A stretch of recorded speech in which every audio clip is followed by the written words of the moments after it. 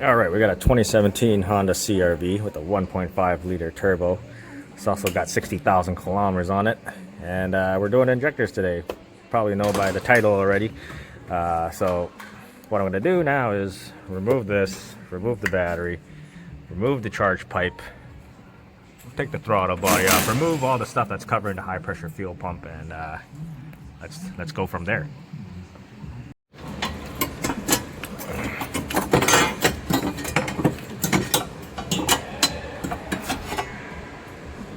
Plenty of room now.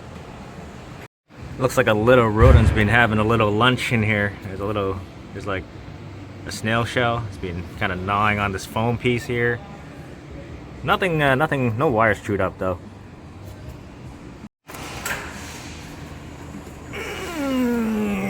Let's see, did I get that out? Oh no, it's still hooked onto this harness here. There we go. So this bracket's out. Alright, once that bracket's out, you can remove the foam.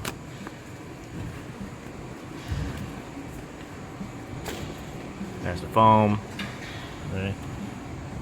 And now you got access to your fuel line, and then oh, that's not corrosion. I thought that was corrosion. How do they do it? They glue everything together. And then I think the high pressure fuel line is just down there. Yeah. Anyways, sorry guys, kind of tired here. It's a Friday. But yeah. Anyways, so what I need to do now is disconnect this turbo charge pipe. Once I do that, I can unbolt the throttle body from the intake manifold. Then I got to disconnect all the this fuel line. This is PCV, as you can call it. It's just a couple of stuff. This can stay. I just disconnect the lines from here, and that can come out with the intake. And then there's a little foam thing that I got to remove to access the bolts underneath. But yeah, so this job is not bad, but I still like doing the V6 better. Okay, so once you got to remove that high pressure steel line, it's I don't know if you can see it, it's like right there. There's a foam piece right in front of it, covering it. The 10 mil that's holding it is, I think, somewhere right there. So no, yeah, that is the one. That is the 10 mil that you got to get off. I think that's probably the hardest part. Alright, so we're close. I took off the charge pipe. I also disconnected the throttle. You don't have to take this thing completely out. You can just leave it here. You just need to unbolt it because there's coolant lines going to the throttle body. I usually just leave it hanging there. Disconnect your PCV hose. Disconnect your boost control solenoid. I always disconnect the hoses from here because metal is stronger than plastic, and you don't want to break that, or you're replacing yourself. You're getting yourself a new boost control solenoid.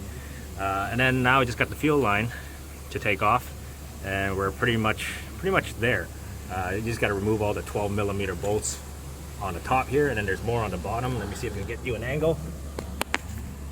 That's down there. I can't see my phone, but they're down there somewhere. You can see it. Yeah, so we're pretty close to getting the intake manifold out, and then I'll show you what the intake valves look like at 36,000 miles. Right, intake manifold's out. You can see the layer of carbon protruding out of the intake manifold. Now let's see what the intake valves look like. Here too. Oh, I close my box. Don't let it fall in.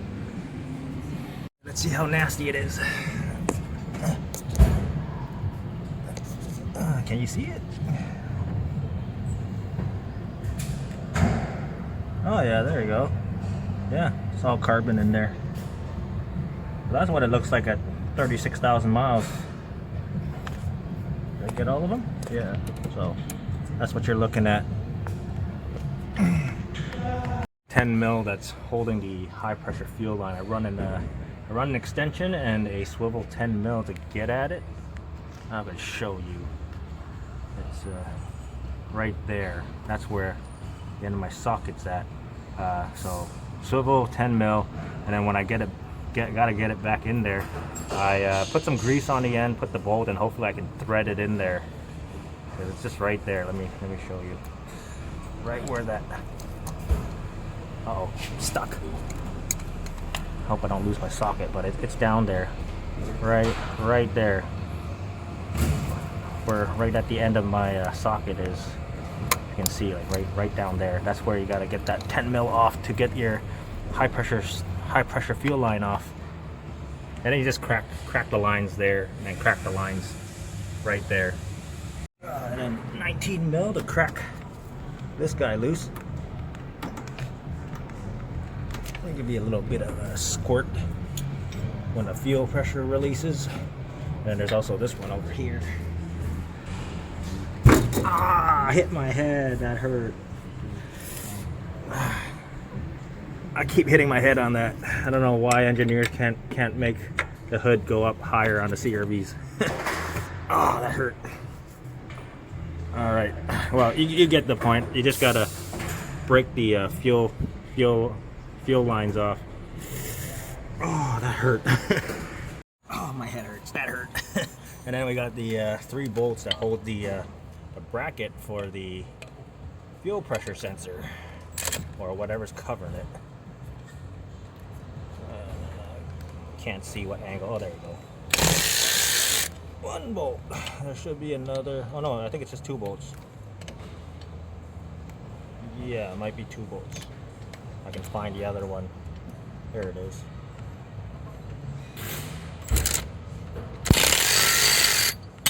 Loose. So that gets removed. Unplug the fuel pressure sensor at the end of it, and then it's a bunch of 10 mils. And then you're just gonna, some of the injectors are gonna get stuck, so you're gonna have to pull them out. All your injectors stayed in, like mine has.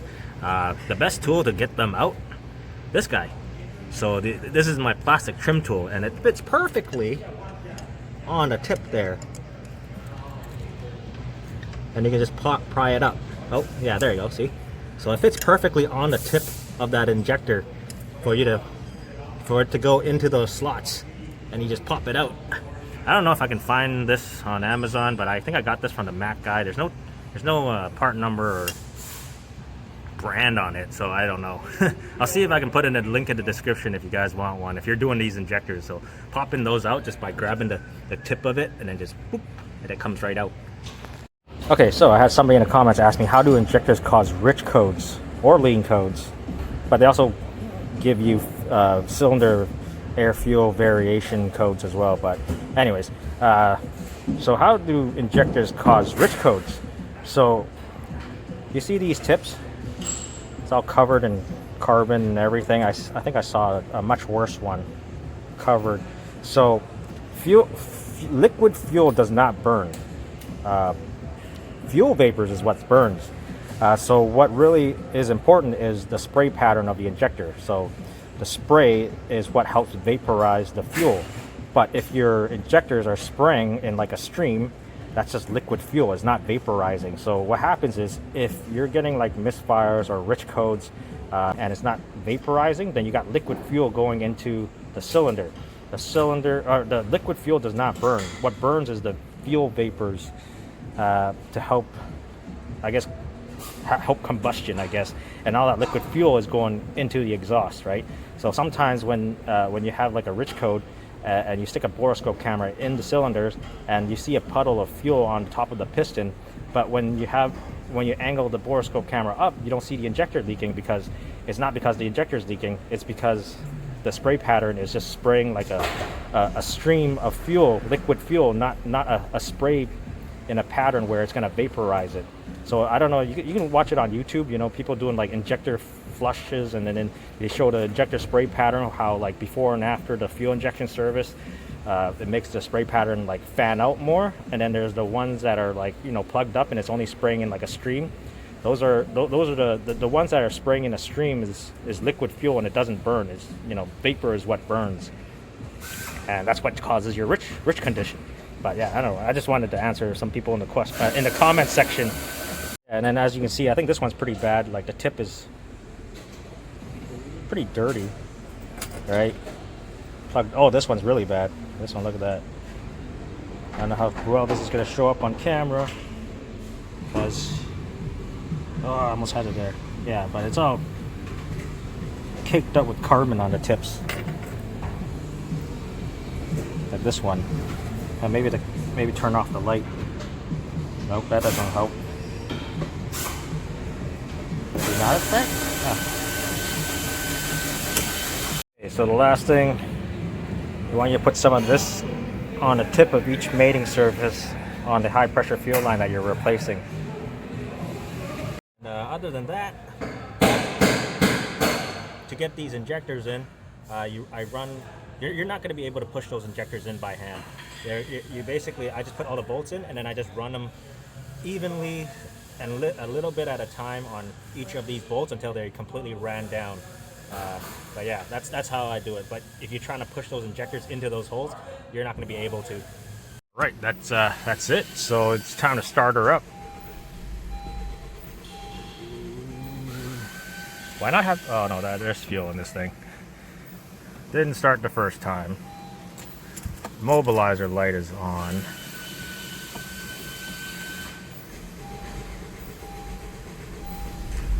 Oh, there you go. Ooh-wee. All right, so I got all the warning lights on the dash. It's got to go through the initialization and stuff, but yeah. Anyways, on to the next one. I'm doing injectors on a 2024 Honda CRV hybrid, which I'm not allowed to make a video on that, but I can tell you it, I guess. I don't know. Well, there you go. Another set of injectors, and they live back there, so you got this much space. My thumb to my finger has more length. So I finally got the manifold out. Let's just say it's a lot harder than the last one I just did, but that's where we're at. I can finally pull out the injectors, but it's got a bunch of steel pipes that's in front of the manifold that you gotta take out. So just a sneak peek, I guess.